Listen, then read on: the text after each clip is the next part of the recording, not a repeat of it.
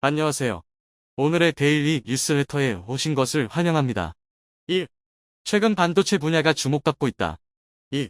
TSMC 최대의 라이벌 등장. 3. 삼성전자가 대회에서 우승했다. 한번 진실을 알아봅시다. 누구보다 가파르게 성장하고 있는 산업입니다. 반도체 산업 중에서도 요즘 각광받고 있는 분야는 파운드리 위탁 생산 분야입니다. 글로벌 반도체 설계 업체들이 설계도를 건네주면 그대로 생산을 해주는 것인데요. 10년 전까지만 해도 이 분야는 크게 주목받지 못했지만 대만 TSMC가 파운드리 분야에서 큰 성과를 본 이후로 반도체 산업의 핵심으로 성장했습니다. 이에 얼마 전에는 삼성마저 파운드리에 끼어들었고 TSMC와의 경력 차이가 있다 보니 아직까지 점유율 차이가 꽤 나고 있는 상황이지만 종합 반도체를 키워온 삼성의 저력으로 파운드리 산업을 시작한 지 고작 몇 년 만에 업계 2위를 차지하며 기술력으로는 TSMC와 거의 비슷한 수준으로 올라왔고 곧 상용화될 3나노에선 이미 따라잡았다는 분석까지 나오고 있는 상황입니다. 현재 파운드리 시장은 굉장한 호황기를 누리며 TSMC는 반도체 설계 업체들에게 주던 할인 혜택들을 전부 철회하고 있는 것으로 확인되었습니다. 이미 모든 생산 라인을 가동하고 있고 반도체 공급이 수요를 따라갈 수 없는 상황이기에 적게나마 해주던 할인 혜택을 폐지하고 살 사람은 사고 말 사람은 말라는 뜻입니다. 최근 코로나로 인한 언택트 비대면 시장이 활성화되고 관련 IT기와 반도체 장비들의 수요가 늘면서 업계는 사상 처음 맞이하는 호황을 겪고 있습니다. 대만의 TSMC는 이미 초미세 공정에 1년치 이상의 주문량이 쌓여 있으며 이를 감당하기 위해 2020년 설비 투자를 176억 달러, 우리 돈 19조 원 가까이 늘린 상황이지만 그럼에도 고객사들의 주문량을 따라가지는 못하는 상황입니다. 이런 현상은 삼성에게도 마찬가지입니다. 삼성의 파운드리 부분 또한 마찬가지로 1년치의 주문이 밀려있는 상황입니다. 글로벌 반도체 설계 업체들이 지금 주문을 한다면 대략 1년 뒤에 물건을 받아볼 수 있다는 뜻입니다. 1위 TSMC와 2위 삼성에 이은 업계 3위인 미국의 글로벌 파운드리도 가동률 100%를 달성하며 유례없는 실적을 낼 것으로 전망되고 있습니다. 글로벌 시장 조사 업체인 트렌드포스는 2020년 세계 파운드리 업계는 전년 대비 20% 성장했으며 내년에는 그 이상 발전할 것이라며 긍정적으로 전망하고 있는 상황입니다.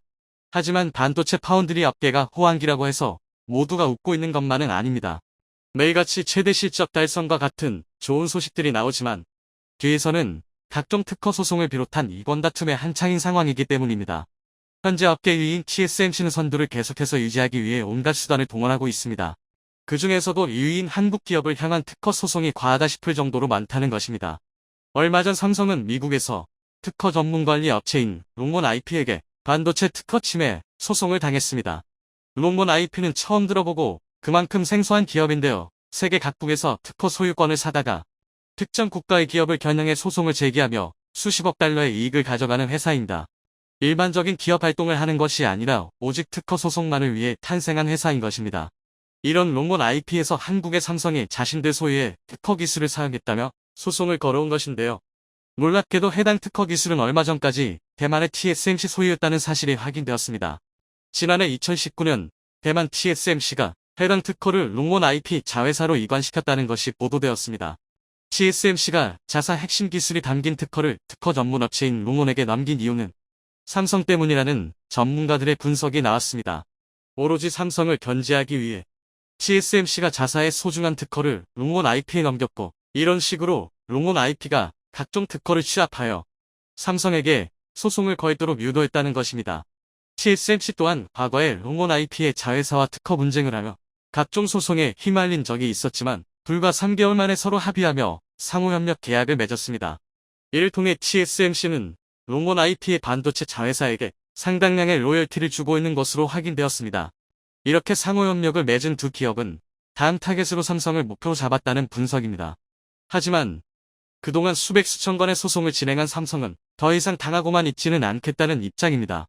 TSMC의 특허를 들이밀며 삼성에게 소송한 롱몬 IP는 최근 삼성에게 맞소송을 당했습니다.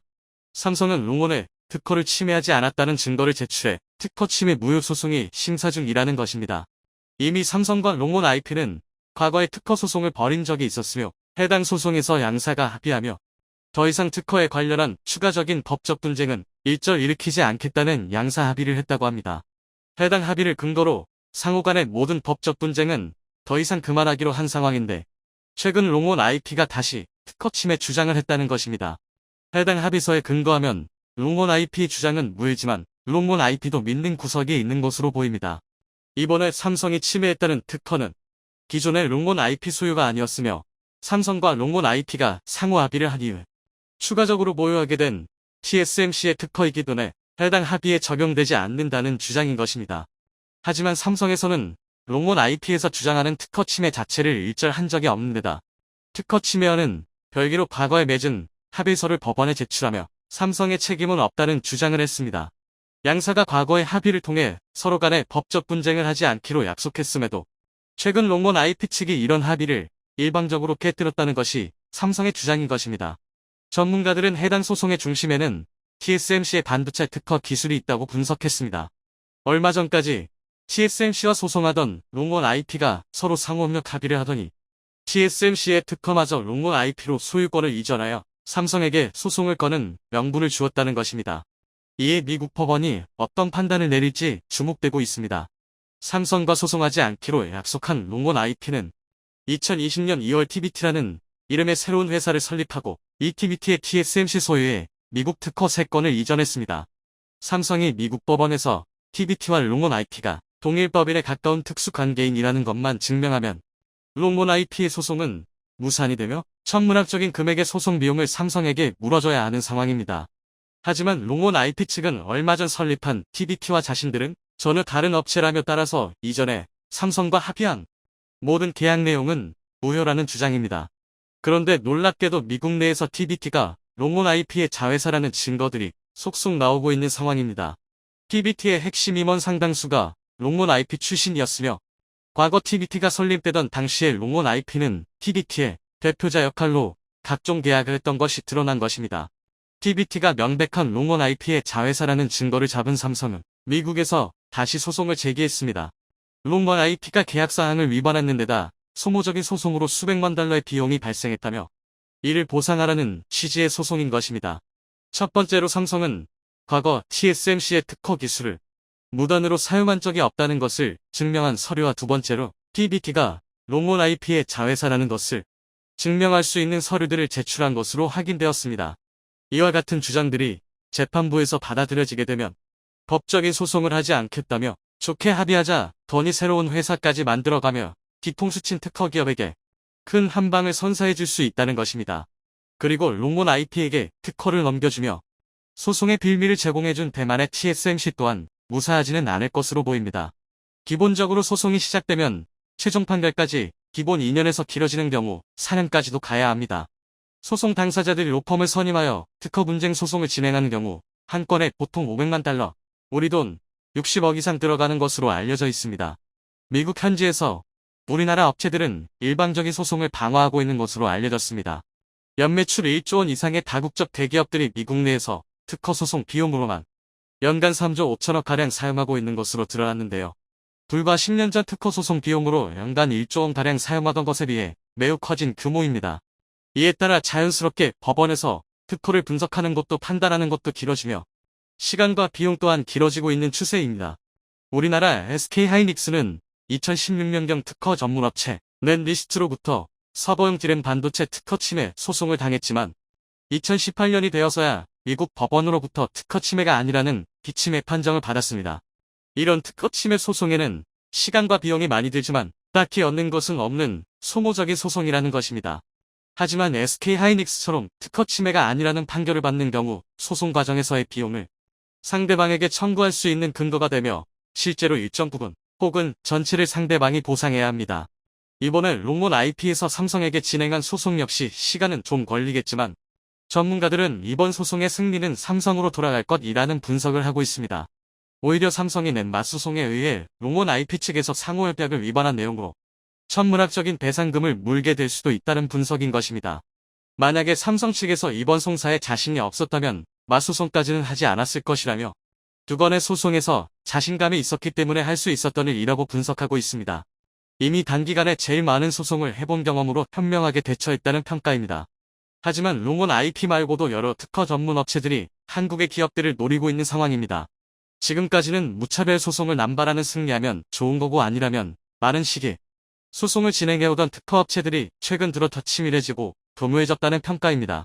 설립부터 한국의 기업들을 겨냥하고 특허 소송을 위해 회사를 차린다는 것입니다. 가장 최근엔 아일랜드에 위치한 특허 전문 업체 솔라스 올레드는 최근 몇 년간 올레드 관련 특허를 집중적으로 취득하고 있다고 합니다. 스스로 연구 개발하여 취득하는 것이 아닌 기존의 디스플레이 업체들로부터 구매하는 것인데요. 이렇게 마련한 특허 기술들은 우리나라 삼성 디스플레이와 LG 디스플레이에게 소송을 하는데 사용되고 있습니다. 회사 창립한 지 4년밖에 되지 않은 솔라스 올레드는 지난해부터 한국 디스플레이 업계를 향해 소송을 남발하고 있습니다. LG 디스플레이에게 TV용 대형 올레드 패널의 회로 설계 특허 침해 소송을 했고, 삼성 디스플레이에게는 갤럭시 스마트폰에 탑재되는 엣지 디스플레이 관련한 특허 침해 소송을 걸었습니다. 현재 소송은 미국과 독일에서 진행 중이라고 합니다. 최근 첨단 기술이 발달하면서 이런 식의 특허 분쟁이 자주 발생하고 있습니다. 전문가들은 이런 특허 전문 업체들의 행태에 많은 우려를 표명하고 있습니다. 대부분의 특허 전문 업체들은 짧으면 1년, 길면 5년 안에 설립되어 특허 침해 소송만을 위해 설립된 업체들입니다. 이를 회사들은 단 한 건의 연구개발을 한 적도 없이 단순히 기존의 업체들로부터 특허의 권리만 사들여 각종 소송을 제기한다는 것입니다. 이런 소송으로부터 글로벌 기업들의 연구개발에 차질이 생기게 되고 제품 출시가 늦어지는 등 소비자들도 적지 않은 영향을 받고 있습니다. 만약 진정한 특허 침해가 있다면 문제될 소지가 있으나 관련 통계상 진짜 특허가 침해되었을 확률은 15% 정도 수준이라고 알려져 있습니다. 이 말은 85%에서는 특허 침해가 없는데 그것을 알면서도 소송을 남발하고 있다는 것입니다. 전문가들은 이런 소송으로 사회 전반적인 손해가 발생하고 있어 법적인 대책을 마련해야 한다는 주장입니다. 예를 들어 무차별 소송을 했지만 특허업체가 패소하는 경우 기존의 소송 비용만 부담하던 것을 연구개발 및 제품 출시에 차질이 생긴 책임을 물어 배상금에 가중치를 둬야 한다는 것입니다. 앞으로 반도체와 디스플레이 산업, 5G 통신 산업, 자동차 관련 기술 등에서도 수많은 특허 분쟁이 예상되고 있습니다. 이들 중에서 특히나 우리나라를 상대로 한 특허 소송이 많은 이유는 아마 우리나라가 업계 2위인 경우가 많아서일 것입니다. 그만큼 한번 걸리면 많이 뜯어낼 수 있다는 뜻입니다. 우리 기업들이 열심히 노력하여 완성한 기술을 앞으로 더욱 잘 지켜 나가야 할 것입니다. 최근 삼성의 가장 큰 라이벌인 TSMC가 관련 특허를 넘겨주며 삼성에게 소송을 유도한 사실에 대해 시청자 여러분들의 생각은 어떠신가요? 삼성전자의 3나노 반도체 기술 개발, 많은 전문가들의 예측을 비껴가고 삼성전자가 3나노 경쟁에서 승리를 차지하면서 1등 자리에 있던 TSMC는 대위기를 맞았습니다. 게다가 TSMC의 주요 단골인 인텔도 협력을 거부하며 TSMC가 구축한 공고한 위치가 흔들렸죠. 미국의 IT 기업들 역시 TSMC보다 삼성과의 협력에 관심을 보이는 상황. 대만 공격을 앞두고 있는 중국의 위협 역시 높아지는 가운데 자칫 잘못하면 TSMC가 무너질 수도 있다는데요. 삼성에서는 위기에 몰린 TSMC를 인수할 계획까지 세우며 공격적인 모습을 보이고 있습니다. TSMC와 삼성의 치열한 다툼 그 가운데 최종 승자로 거듭날 삼성전자의 놀라운 행보에 대해 지금부터 자세하게 설명해 드리겠습니다. 설마 했던 일이 사실로 드러났습니다. 조 바이든 대통령이 한국을 방문했을 때 삼성전자는 조 바이든 대통령에게 반도체 웨이퍼를 보여주었습니다. 첨단 기술이 집약된 이 웨이퍼에는 3나노 반도체 기술이 집약되어 있었죠. 미국 대통령에게 반도체 웨이퍼를 보여줬을 당시만 하더라도 삼성전자는 현재 3나노 기술을 연구 중인 것으로 알려졌을 뿐 첨단 기술을 가진 TSMC를 쫓아가진 못할 것이라는 인식이 지배적이었습니다. 3나노 반도체 기술 개발 최초는 TSMC가 차지할 것이라고 많은 이들이 바라봤죠. 그러나 삼성전자는 반도체 3나노 양산에 성공하면서 보기 좋게 많은 이들의 기대와 분석을 배신했습니다. 그동안 느긋한 대처를 보이고 있던 TSMC와 많은 반도체 전문가를 경악하게 만드는 결과였습니다. 경기도 화성 사업장에 위치한 곳에서 삼성은 3나노 반도체 양산을 발표했습니다. 차세대 트랜지스터 게이트-오러운드 GAA 기술을 적용했다고 말하며 TSMC보다 한 단계 더 앞섰다는 발표를 한 것입니다. 본격 양산 작업도 순조롭게 진행 중이라는 이야기도 남겼죠. TSMC 기술로 뒤처졌던 삼성전자가 역전에 성공한 것입니다. 삼성전자 파운드리 매출은 6조 4천억 원 수준, 시장 점유율은 1분기 16.3% 수준에 불과합니다. TSMC는 이에 비해 53.6%를 기록해 압도적인 시장 지도자 위치를 선점하고 있었죠. 그러나 대한민국의 삼성전자가 TSMC를 처음으로 추월하면서 우위를 차지할 수 있게 된 것입니다. 반면 TSMC는 3나노 개발에서 한국에 밀리는 수모를 겪으면서 세계 최강 반도체 기업이라는 명예가 훼손되었죠. 그런데 대체 3나노 반도체 기술이라는 게 무슨 뜻일까요? 사실 반도체 전문가가 아닌 이상 이를 쉽게 이해하기 어려운데요. 반도체 기술에서 가장 중요한 것은 회로입니다. 회로는 반도체 공정에서 전기 신호들이 지나다니는 길을 의미하는데요. 숫자가 작을수록 그만큼 반도체에 새겨진 전기 회로가 가늘다는 의미로 더 많은 회로를 새길 수 있다는 것을 의미합니다. 회로가 많이 새겨진 반도체일수록 더 많은 일을 할 수 있게, 같은 면적에서 더 많은 회로가 새겨지면 더 우수한 반도체를 할 수 있죠. 현재 기술로는 나노미터 수준에서 이 집약 회로를 만들고 있습니다. 회로가 작아질수록 상호 간섭이 심해지기 때문에 간섭 없이 집약된 회로를 많이 배치하는 기술이 매우 중요한데요. 삼성전자와 TSMC가 이 분야에서 노하우를 가지고 있는 상황. 이전 세대 기술인 4나노 기술은 두 기업 모두 보유하고 있기에 4나노보다 더 작은 3나노 시장을 누가 먼저 앞서는지에 따라 반도체 시장 점유율 차이가 발생할 수 있습니다. 그런데 삼성전자가 경쟁에서 치고 올라서면서 많은 IT 기업들이 삼성을 다시 본 것입니다. 당장 인텔이 TSMC와의 계약을 취소하며 간을 보기 시작한 것입니다. 대만 매체에 따르면 인텔이 차세대 CPU인 메테오 레이크의 GPU 생산 주문을 TSMC에 맡겼다가 취소한 사실이 알려졌죠. 인텔 공식 입장은 메테오 레이크의 내부 문제로 2023년까지 양산을 미룬 것이라고 밝혔는데요. 하지만 주요 업체인 인텔이 발을 뺀 것은 TSMC 입장에선 간단한 문제가 아닙니다. 파운드리 반도체를 수주받아 업체 대신 생산하는 TSMC 입장에서는 주요 업체 취소가 곧 자금 확보의 실패로 연결됩니다. TSMC의 기술력을 보여주지 못하는 점 역시 큰 손해죠. 다급한 TSMC는 삼성의 발표에 맞서 최근 놀라운 발표를 선보였는데요. 애플을 3나노미터 공정 첫 고객으로 확보하고 3나노 반도체 양산에 들어간다는 소식을 공개한 것입니다. 애플은 맥북 프로에 탑재하는 M2 프로 칩의 대상자로 TSMC가 개발하는 3나노 공정 반도체를 이용하기로 결정한 것이죠. 하지만 삼성전자의 뒤를 이어 급하게 기술을 선보이면서 많은 전문가들이 TSMC 개발에 의구심을 드러냈죠. 대형 고객사인 퀄컴과 엔비디아와 같은 회사들은 예능 같았으면 TSMC를 선택했지만 이번에는 선택을 미루며 삼성과 TSMC를 고민하는 상황. 기술 먼저 삼성전자가 선점한 덕분에 TSMC와 경쟁이 가능해졌죠. 경쟁자의 성장만이 문제의 전부는 아닙니다. 대만을 시야에 둔 중국의 압박이 TSMC의 존망을 위태롭게 하는 요소입니다. 대만을 중심에 두고 사업을 전개하던 TSMC는 주요 생산 라인이 대만에 몰려있기에 중국의 포격에 절대 안전하다고 할 수 없죠. 펠로시 의장의 방문을 기점으로 급격하게 악화된 중국과 대만 관계. 대만의 중요 기업인 TSMC 역시 주요 고객이 중국에 있기에 미국과 중국의 힘겨루기 상황에서 자유롭지 못한 기업입니다.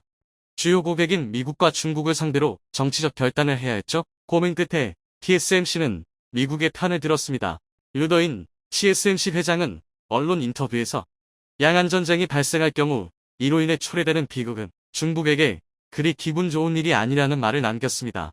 미국, 유럽, 일본 등 상호 연결성에 의존한 반도체 산업은 어느 한 곳이 피해를 받는다면 다른 쪽에도 영향을 주기 때문에 중국은 대만만이 아니라 전 세계를 상대해야 할 것이라는 은근한 암시를 주었죠. 일본 니혼게이자이 신문도 경제협력개발기구와 세계은행 데이터를 통해 전쟁을 상정해 피해액을 계산해보면 약 2조 6,100억 달러, 한화로 3,409조 원의 손실이 일어날 수 있다고 경고했습니다. 첨단 반도체 생산 기업인 TSMC를 주요 고객으로 두고 있는 중국 IT 회사 때문에 미국을 향해 중국이 무역 보복을 강행했을 때도 중국은 TSMC 반도체만은 보복에서 예외를 두는 꼼수를 드러냈죠. 중국의 2021년 기준 반도체 수입액은 4,325억 달러. 이 중 30% 이상이 대만 제품으로 미국과 경쟁에 나선 중국 첨단 제품의 상당수가 대만 제품입니다. 대만 반도체를 건드리는 것은 중국 경제의 자멸이나 마찬가지인 셈. TSMC는 중국이 자신을 건드리지 못할 것을 잘 알았습니다. 그러나 갈수록 치열해지는 산업 경쟁에서 중국이 최악의 결정을 내릴 수도 있다는 사실을 잊지 않았죠. 만약 중국이 속도전을 가정하고 대만 침공을 강행했을 경우 전쟁을 상정하지 않고 세운 TSMC의 계획은 모두 물거품으로 돌아갑니다. TSMC가 중국 공산당 손에 넘어갈 수도 있죠. 그럴 경우 TSMC가 보험으로 세운 일본 공장이 있습니다. 하지만 일본 공장은 이제 막 개발에 착수된 것, 당장 가동할 수 있는 공장이 아니기 때문에 적지 않은 타격을 감수해야 합니다. 중국의 위협을 무시하기에도 그렇다고 중국을 달래서 침공을 막는 것도 TSMC 입장에서는 답이 없습니다. TSMC가 미국 투자도 단행하면서 부랴부랴 공장을 늘리는 것도 이런 위기의식을 느꼈기 때문에 진행하는 것이지만 사실 이렇게 RD에 들어갈 돈을 소모하는 것은 성장 동력을 깎아 먹는 행위입니다. 삼성전자가 TSMC를 추월하며 기술 격차를 벌리는 가운데 TSMC가 전력을 다해 뛰어야 함에도 승산 가능성이 잘 보이지 않는 것은 지리적인 위험을 무시할 수 없기 때문입니다. 반면 삼성전자는 유리한 위치에서 TSMC를 바라볼 수 있죠. 이미 기술 개발에 있어 혁신을 이룬 것은 물론이고 이재용 삼성전자 부회장의 경영 참여 문제가 최근 해소되면서 CEO의 결정 문제가 해결되었기 때문에 투자의 박차를 가할 수 있기 때문입니다. 이 부회장은 이번 3나노 기술 개발에 기뻐하면서 원천 기술 확보에 삼성의 명운을 걸겠다고 나선 상황. 그는 5년간 450조 원에 달하는 투자 계획을 발표하면서 그중 3분의 2 이상이 반도체 개발에 쓰일 것을 이야기했습니다. 파운드리 공장 부지로 미국 테일러시를 선택한 건 역시 미국의 반도체 우선 정책과 결합해 큰 시너지를 낼 것으로 전망됩니다. 테일러시 공장을 통해 생산한 반도체는 미국의 반도체법에 저축되지 않는 상품. 공격적인 미국 투자 덕분에 삼성전자는 거칠 것이 없다는 분석이 등장했죠. 이에 대응해 TSMC도 가만히 있진 않았습니다. 미국의 움직임을 알고 있었기에 TSMC 역시 애리조나 주공장 건설에 엄청난 투자를 결정했습니다. 전략적으로 싱가포르에도 수십억 달러 규모의 새로운 반도체 공장 건설을 추진하면서 반도체 수요 공급을 맞추기 위해 TSMC가 다양한 공정을 준비해 기업들을 설득하고 있다는 소식도 언론 보도를 통해 등장했습니다. 삼성도 생산 라인을 다변화하며 TSMC에 적극 맞서고 있습니다. 브라질의 새로운 신규 공장 설립을 예고하며 남미 협력을 강화했죠. 브라질 언론에 따르면 파비오 파리아 브라질 통신부 장관이 삼성전자와 반도체 공장 투자 양약 합서의 모의 체결 사실을 보도했습니다. TSMC의 공격적인 확장에 맞서 삼성전자도 브라질을 비롯한 남미 지역을 주 무대로 반도체는 물론 삼성그룹의 주요 생산 라인을 넓히는 전략을 쓴 것입니다. 이 밖에도 4나노 파운드리 생산 능력을 확대하기 위해 기존 공장과는 다른 별도의 파운드리 신규 증설을 예고했죠. 일각에서는 흔들리는 TSMC를 삼성전자가 인수할 수도 있다고 바라보는 상황. 언론 보도에 따르면 삼성그룹이 2030년을 대비 의미 있는 마인 수합 병를 시도할 수 있다고 말하며 그 대상이 TSMC일 수 있다는 분석이 등장했죠. 한국 기업의 확장이 세계 시장을 무대로 이뤄지고 있는 가운데 삼성전자가 비메모리 반도체 분야, 파운드리 분야에서도 승리를 잡으며 한국이 TSMC를 압도하며 전진하고 있습니다. 여러 가지 요인으로 인해 꿀머리를 앓는 TSMC는 당분간 삼성전자에 밀려 힘을 쓰지 못할 예정. 애플을 주요 고객으로 삼았으나 다른 곳에서도 영향력을 발휘하는 것은 TSMC 입장에선 쉬운 일이 아니죠. 강력한 반도체 시장 지배자로 욱뚝 선 삼성전자. 삼성전자만이 아니라 한국의 주요 기업들이 세계 시장에서 놀라운 성과를 거두며 세계 최고의 자리를 차지하길 기원해 보겠습니다. 몇 달 전 우크라이나는 미국으로부터 하이마스를 지원받아 러시아의 점령지를 하나하나 탈환하는 성과를 내면서 이전과는 다른 희망이 보이는 상황인데요. 하이마스는 어떤 종류의 로켓을 사용하느냐에 따라 다르지만 평균 100km 수준의 장거리 사격이 가능하고 미국과 영국의 최첨단 감청 장비를 통해 전달받은 정보로 러시아 측의 탄약고를 비롯한 군수물자 저장고 혹은 전략 자산을 감춰놓은 곳을 정밀 타격하여 러시아군의 보급 라인은 완전히 마비되고 있습니다. 이로 인해 우크라이나는 파죽지세로 밀고 들어가 개전 이후 사상 최대의 영토 탈환을 이뤄내는 등 긍정적인 성과를 내고 있습니다. 개전 초기엔 제블린 대전차 미사일이 각광을 받았지만 현재는 하이마스가 게임체인저로 불리는 상황인데요. 특히 제블린을 이용해 러시아군의 탱크 절반은 가동 불능 상태가 되고 나머지 절반은 우크라이나 측이 도획하여 러시아군은 박물관에 있어야 할 T-62 전차까지 동원하고 있는 실정인데요. T-62 전차는 이름 그대로 1962년도부터 실전에 투입된 유물에 가까운 전차입니다. 이런 구식무기까지 꺼내들었다는 건 그만큼 러시아의 군수물자 보급이 어려울 뿐더러 군사 장비 생산 속도가 손실 속도를 따라가지 못하고 있다는 것을 보여줍니다. 상황이 이렇다 보니 러시아는 우크라이나의 전술을 흉내내기 시작했습니다. 드론을 적극적으로 활용하는 것입니다. 과거부터 지금까지 수적 열세에 밀리던 우크라이나는 러시아군과 전면 대결을 최대한 피하고 원거리에서 드론을 띄워 러시아군의 병력과 장비를 확인한 뒤 그에 맞는 대응을 통해 압도적인 교전비를 쌓아왔습니다. 미국과 영국의 감정 정보도 도움이 되었지만 실제 전장에서의 드론 효율성이 명백하게 입증되면서 현대전의 미래는 드론에 달렸다는 말까지 나오는 상황인데요. 우크라이나에 드론에 크게 당한 러시아는 우크라이나보다 더욱 까다로운 드론을 들여와 대응하고 있습니다. 그 중에서도 가장 문제되는 것은 이란의 카미카제 드론입니다.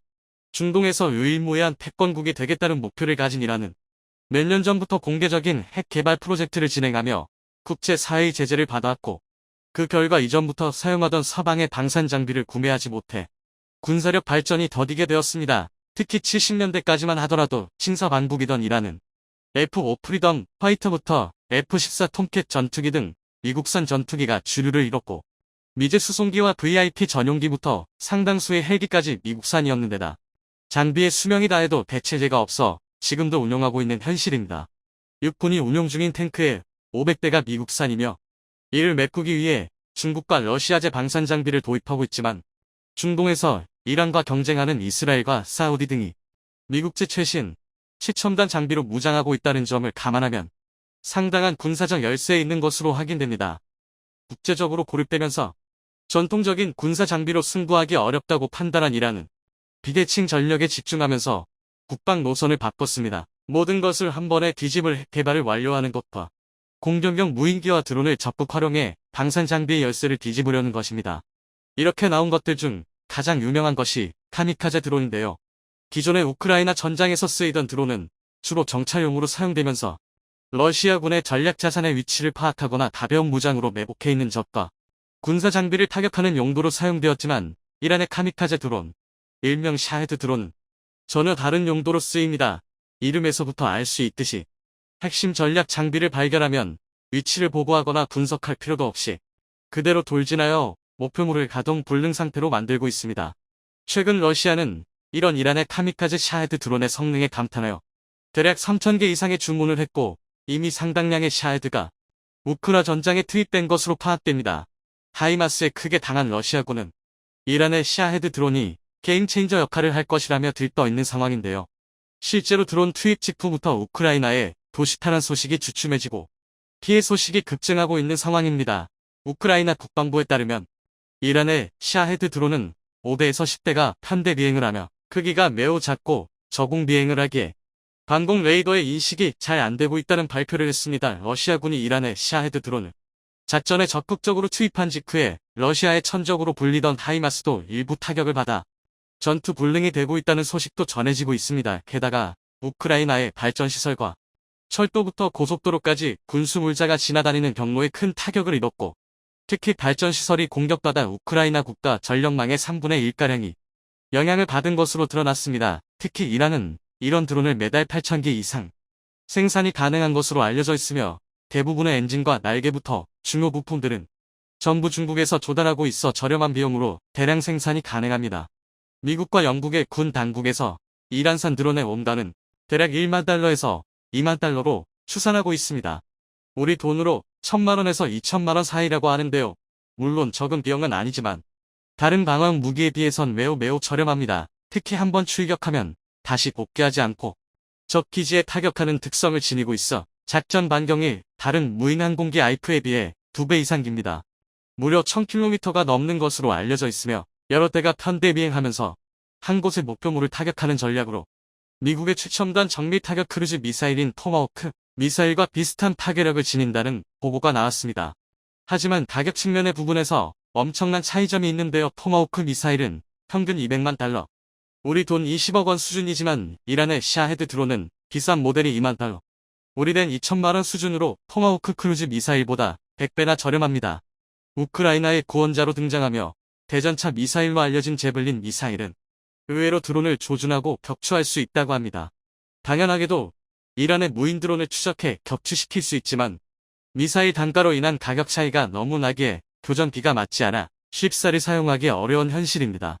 제블린 미사일이 한 발당 1억 원 이상 하는 반면에 샤헤드 드론은 2천만 원 수준입니다.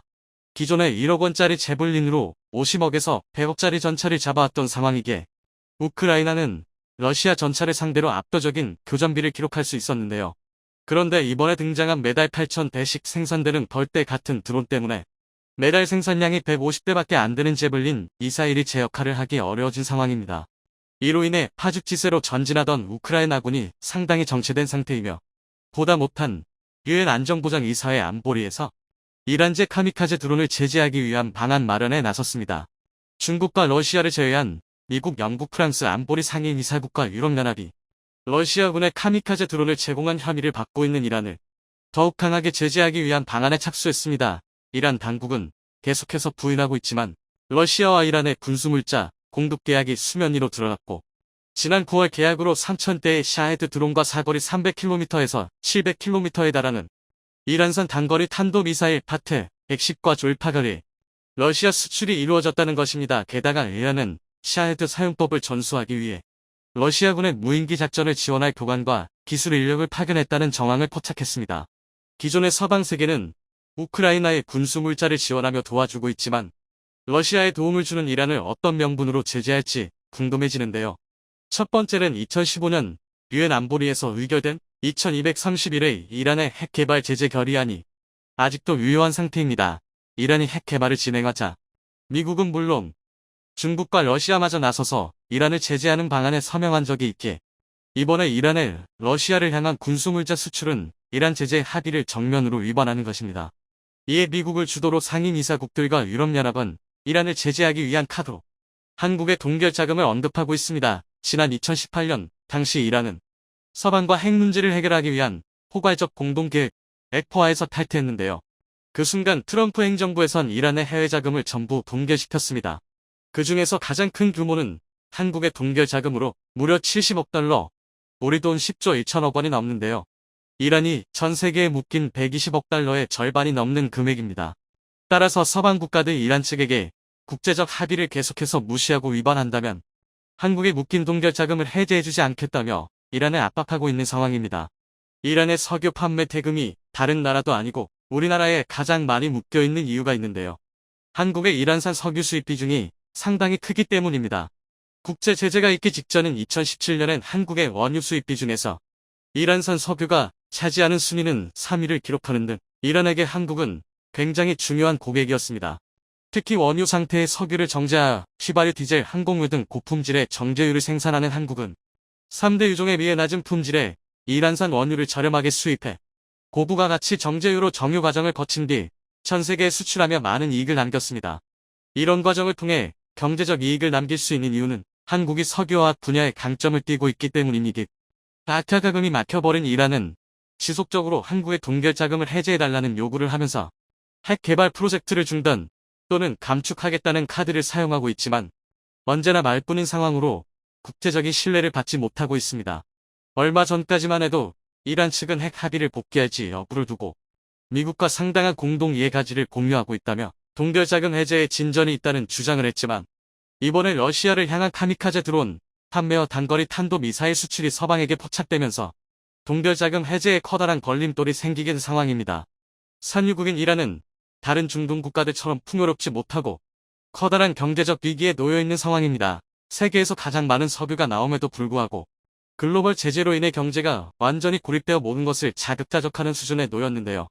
특히 가전제품과 자동차 그리고 스마트폰 등 국민 생활에 밀접한 부분에서 자급자족하기란 현실적으로 매우 어려운 상황입니다. 특히 그 중에서 한국산 생활 필수품의 부재는 이란 국민들의 삶의 질을 크게 후퇴시키고 있습니다. 이란이 제재를 받기 이전까지 다른 나라에서도 그렇듯 한국산 전자제품과 가전제품 등이 점유율 1위를 차지하고 있었기 때문인데요. 이란이 지금처럼 국제적 합의를 이행하지 않는다면 동결자금 해제는커녕 제재가 계속되어 이란 국민들의 불편이 가중될 것으로 보입니다.